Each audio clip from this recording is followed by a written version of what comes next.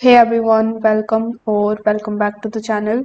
In today's video, I will show you exactly how to access Grok 4 for free, no subscription needed, so that you can test out this powerful AI tool without paying a dime. So without further delay, let's get straight into it.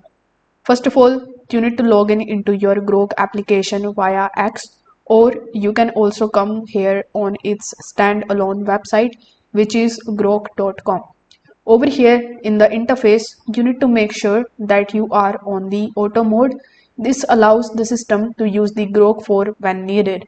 The good news here is that you can get access to the Grok 4 completely free, but there is a daily limitation.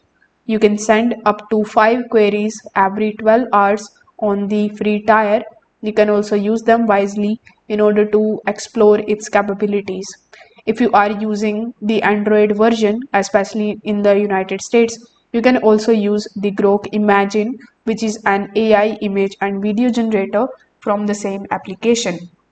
It is free too and offers creative tools like normal, fun, custom, and even spicy modes.